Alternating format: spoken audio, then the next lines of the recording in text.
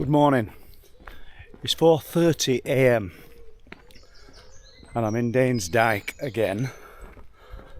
And over the weekend I've been lucky enough to speak with a witness that I first spoke to a few years ago. Obviously, not everybody wants to talk about these things. Sometimes they just reach out on spur of the moment, share a bit of information, and then drop off the radar. And it's important for me not to forget about it, but equally important, I shouldn't let it disappear and just chalk it up to something that, I was told, but I'm not going to find more information about. So from time to time I do give people a little nudge. Hopefully they'll eventually come forward and share that information. And that's what's happened. It's another strange cryptid encounter. I think we've got to call it an encounter that took place in this area, close to where I'm filming this now. And no matter what a person believes, these things keep getting reported. And I say over and over again, nothing like what a person is reporting to me could, in my opinion, reside undetected, as in, when I say undetected, obviously they're being detected because people are reporting them, but as in some kind of living, breathing mammal. For a start, they're just too big. They're off the scale of normal. What is being reported is ridiculous. And we're getting close to the location, and what I'm going to do, let's just look down there. Just look at that. It's fabulous. And what I'm going to do is walk through the events as they've been told to me. Of course, there's nothing like speaking to the actual witness on the location, and that hopefully is what's going to happen in a few weeks' time. And obviously, after speaking to the witness at the actual place where it's happened, where we are going right now, over there. Oh, you've seen a little bird. I wonder what we're up with him. And I think we're going back to 2019, June 2019.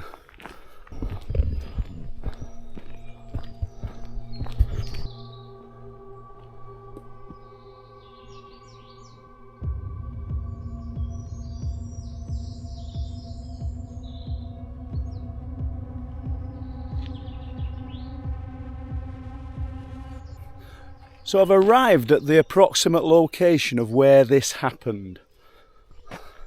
And I'm on the outskirts of Danes Dyke. As you can see, the main road in, which would take a person to Flamborough if we follow that road all the way through.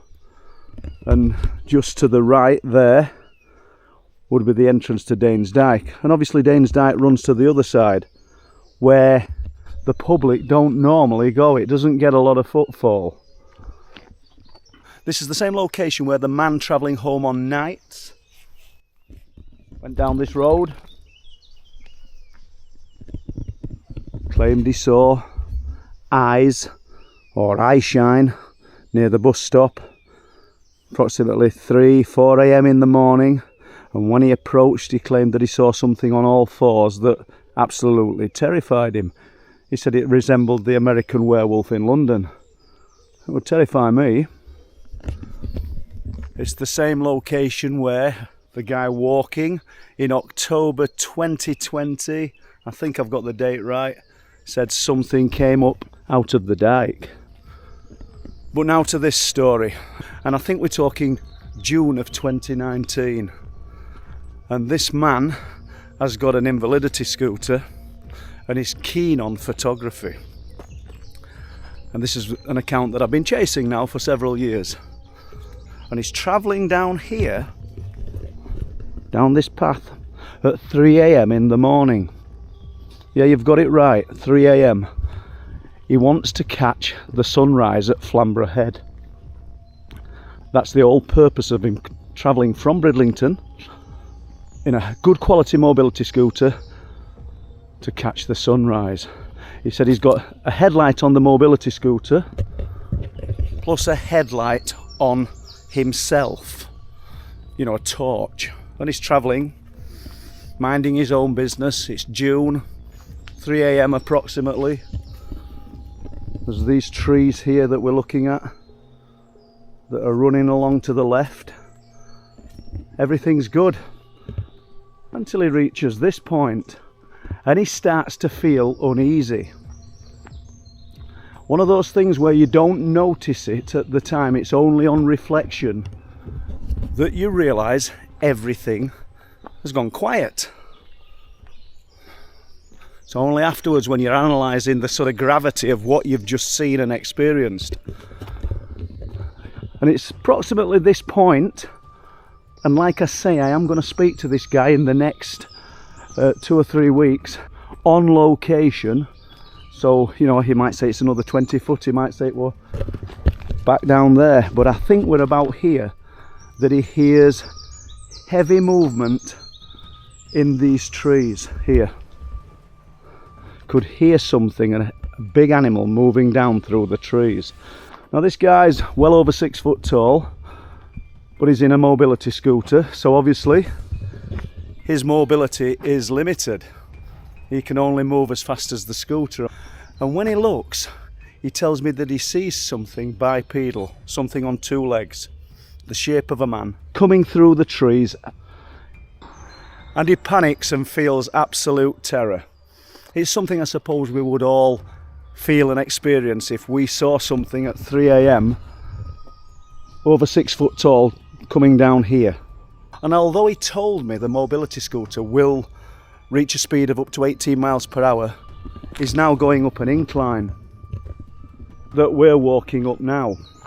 And we'll continue on with this story. They say it's only about 4:45 AM this morning, so not a lot of traffic, so it's ideal. And he's shouting, "Go away, go away." And he's really frightened at this point, as anybody would be. I mean, let's just imagine. It's dark, but you can clearly see the outline of something big. Midpoint up this hill, and he's thinking, please get up this hill, get up this hill. He turns around, and this thing stepped out, and it's now on the pavement, and it's looking at him. And it's huge. He says it's over 7 foot tall.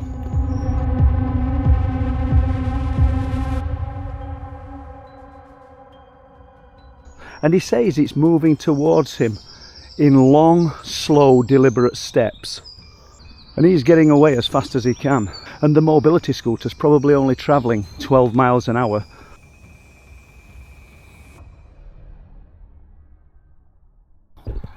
And he looks behind him again. It's still there, coming forward, and he's screaming at it, go away, screaming to go faster. Situation's frightening, because obviously there's no one around. There's no one to hear his shouts and pleas for this thing to go away. The last time that he looked was when he approached the sign for the village of Flamborough. And when he turned back, this creature, this animal, whatever it was nowhere to be seen. And there is the sign for Flamborough. And that's as far as we're going to go. So we've followed the account through the sequence of events that I was told. That may change slightly when I revisit the area with the actual witness. You know, the place where I said he first perceived it, first heard the movement, might change. But let's play with the idea that these things that people are seeing and reporting are real. And then we ask ourselves whereabouts it keeps being seen. And it's Danes Dyke.